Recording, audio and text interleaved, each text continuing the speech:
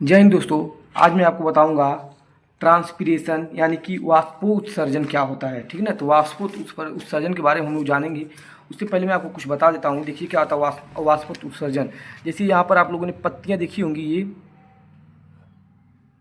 जो पत्तियां हैं, ठीक है ना। इस पत्तियों पर आप ये मान के चलिए कि ये पत्ती है, ठीक है ना। ये पत्ती है।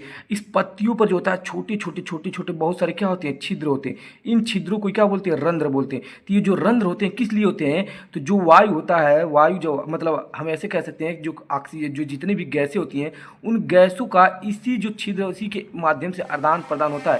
तो ये क्या करती हैं, ये पत्ती जो छोटी छोटी आपको छिद्र दिख रही है, ये कार्बन डाइऑक्साइड को क्या करती है, इसी माध्यम से अवशोषित करती हैं और ऑक्सीजन को निकालती हैं। तो इसी को हम क्या बोलेंगे, तो ध्यान से समझिएगा। ये जो पत्तियां होती है, पत्ती छोटे छोटे छिद्र होते हैं, उस छिद्र को हम रंध्र कहते हैं। पूछता है रंध्र के कार्य क्या होते हैं, रंध्र क्या होता है, पूरा चीज़ मैं आपको बताने वाला हूँ। सबसे पहले हम जानेंगे वाष्पोत्सर्जन।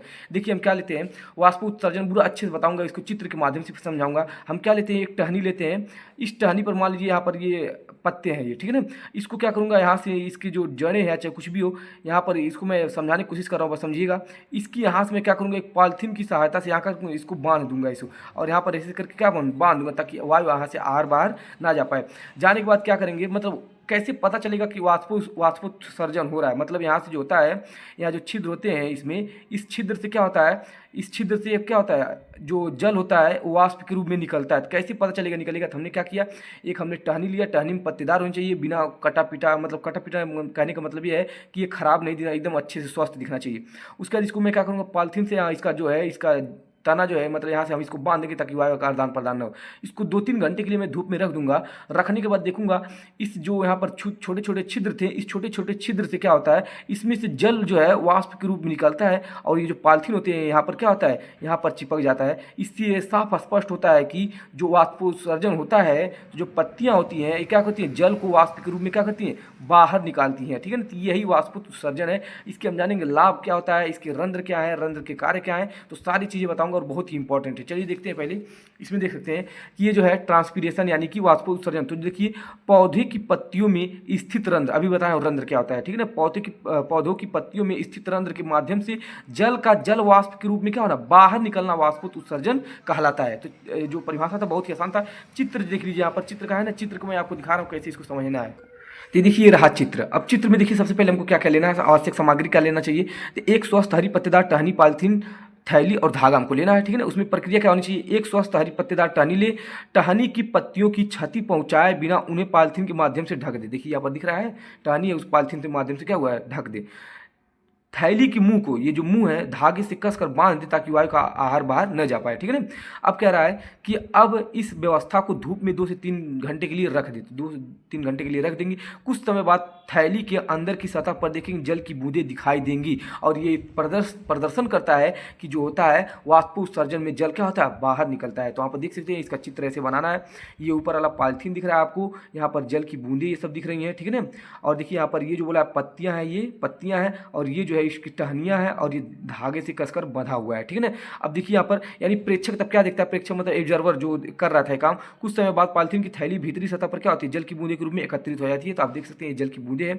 इससे निष्कर्ष क्या निकलता है, पॉलिथीन की थैली पर भीतरी सतह पर जल की बूंदे दिखाई देना यह सिद्ध करता है कि पत्तियां जो है वाष्पोत्सर्जन द्वारा दर को जल वाष्प के रूप में बाहर छोड़ती हैं। इस प्रक्रिया को वही वाष्पोत्सर्जन कहते हैं। तो ये वाला चीज़ है, परिभाषा वाला ही हो जाएगा। ये प्रेक्षक जो यानी जो काम कर रहा था वो ये देखेगा, और ये मैं आपको बताया वाष्पोत्सर्जन क्या होता है। तो आपको लिखना कैसे, मैंने जो आपको परिभाषा दिखाया वो लिखना है, आवश्यक सामग्री लिखना है, चित्र बना देना है। ये सब आप नहीं लिखेंगे तो भी चलेगा। अब यहाँ पर ये आपको ध्यान रखना है कि आखिर इसके लाभ क्या है। तो चलिए इसके लाभ देखते हैं। अब लाभ में आपको पता है कि जब पत्तियां जो है ये तापमान का नियंत्रण करती हैं। अब देखिए जब पत्तियां जब यहाँ से जल को निकालेंगी, इसका मतलब ये हुआ कि ये कोई भी चीज़ हुआ अपने आप को ठंडा रखना चाहता है। तो यहाँ से जब ये गर्म जल के कार्बन डाइऑक्साइड जो होगा उसको लेगा, और बाकी जो है ऑक्सीजन को छोड़ेगा। मतलब तापमान भी नियंत्रित करेगा, जल को भी नियंत्रित करेगा, और जो है अपने आप को सुरक्षा भी प्रदान करेगा। तो इसका लाभ देखते कैसे लिखते हैं। तो देखिए इसका लाभ है वाष्पोत्सर्जन के लाभ। देखिए पौधों को ठंडा रखता है, जल एवं खनिज लवणों को आप परिवहन करता है, जल की मात्रा को जो है संतुलन बनाए रखता है, मतलब वो जितना जल निकलता है उतना फिर वो ले लेता है। पौधों की वृद्धि एवं प्रकाश संश्लेषण में भी क्या करता है, सहायता करता है। तो ये आपको बता देना। अब देखिए मैंने आपको एक टॉपिक बताया रंध्र क्या होता है, तो रंध्र के बारे में देख लेते हैं। देखिए ये रहा रंध्र यानी कि स्टोमेटा। ये मैं अभी अभी को आपको बताया हूँ कि पत्तियों पर छोटे छोटे जो छिद्र होते हैं उन्हीं को रंध्र बोलते हैं। देखिए पौधों की पत्तियों की बाहरी सतह पर जो है पाए जाने वाले सूक्ष्म छिद्रों को रंध्र कहते हैं। प्रत्येक रंध्र के चारों ओर जो रंध्र होते हैं ना, इसके कह रहा है चारों, कह रहा है चारों ओर दो रक्षक कोशिकाएं होती है। इसके चारों जो है छिद्र होता है ना, अब मैं आपको यहाँ से एक निकाल के दिखा रहा हूँ। ये इसके चारों जो है ना ऐसे एक रक्षक, ये एक रक्षक ऐसी कोशिकाएं होती है, और ये देखिए खुलता है बंद होता है। तो रक्षक कोशिकाएं होती हैं जो रंध्र के खुलने और बंद होने की को नियंत्रित करती हैं। अब देखिए इसका कार्य पूछता है, तो कह रहा है गैसों का आदान प्रदान। तो पहला है प्रकाश संश्लेषण के लिए CO2 अंदर लेता है और ऑक्सीजन बाहर निकालता है। तो ये हो गया पहले गैसों का आदान प्रदान। दूसरा वाष्पोत्सर्जन, पत्तियों से जल को जल वाष्प के रूप में क्या करता है, बाहर निकालता है। अगला इसका काम है पौधों का तापमान नियंत्रण करना। तो वाष्पोत्सर्जन द्वारा पौधे को ठंडा रखता है। वाष्पोत्सर्जन मतलब जल की प्रक्रिया निकलती रहती है तो ये ठंडा भी होता है। अगला देखिए जल संतुलन बनाए रखता है। देखिए आवश्यकता के अनुसार रंध्र जो है खुलते और बंद होते हैं जिससे जल की अनावश्यक हानि नहीं होती है, ठीक है ना। अब यहाँ देखिए रूट प्रेशर क्या होता है, यानी मूल दाब क्या होता है। मूल दाब तो आपको पता है कि जब यहाँ कोई भी पौधा हुआ, ये पौधा है, यहाँ से क्या होता है, यहाँ से जल खनिज लवण यहाँ से जाते हैं तो जाता है तो इस पर एक दाब लगाया जाता है। मतलब यहाँ से ऊपर जाने के लिए क्या लगाया जाता है, एक दाब या बल लगाया जाता है। इसको क्या बोलते हैं, रूट प्रेशर यानी कि मूल दाब। देखिए पौधों की जड़ों द्वारा अवशोषित जल के कारण जाइलम में जो धनात्मक दाब उत्पन्न होता है, जाइलम जाइलम मतलब जल को ऊपर ले जाने वाला, धनात्मक दाब उत्पन्न होता है और जल को ऊपर की ओर ढकेलता है, उसे मूल दाब कहते हैं। देखिए अगर आप सुबह में मान लीजिए ये कोई पौधा है, ये पौधा है, ये टहनी है, मान लीजिए यहाँ पर ये मैंने पौधा बना दिया, इसकी टहनी को अगर सुबह में, अगर सुबह सुबह इसकी टहनी को अगर काट देंगे तो यहाँ से पानी निकलने लग जाएगा, यहाँ से टहनी से। देख लीजिएगा कभी करके, यदि सुबह किसी पौधे का तना काट दिया जाए तो कटे हुए भाग से पानी की बूंदें निकलने लगती हैं। यह मूल दाब के कारण होता है, क्योंकि मूल दाब क्या होता है, ऊपर की ओर भागता है। अगला एक चीज़ और होता है रसारोहण। देखिए रसारोहण क्या होता है, जड़ों द्वारा अवशोषित जल एवं घुले हुए खनिज लवणों को जाइलम द्वारा उत्तकों के माध्यम से जड़ों से तनों और पत्तियों तक ऊपर की ओर पहुँचाना रसारोहण कहलाता है। सबसे इंपॉर्टेंट बात यहाँ पर है, जल वाष्पोत्सर्जन खिंचाव की सहायता से जल जो होता है, जल ये कैसे होता है, क्योंकि जब वाष्पोत्सर्जन होता है तो जब यहाँ से जल की मात्रा जब बाहर निकल जाती है तो फिर यहाँ से जो होता है जाइलम फिर क्या करता है, जल को लाकर यहाँ पहुँचाता रहता है। तो ये बार बार निकालता रहता है, ये बार बार पहुँचाता रहता है।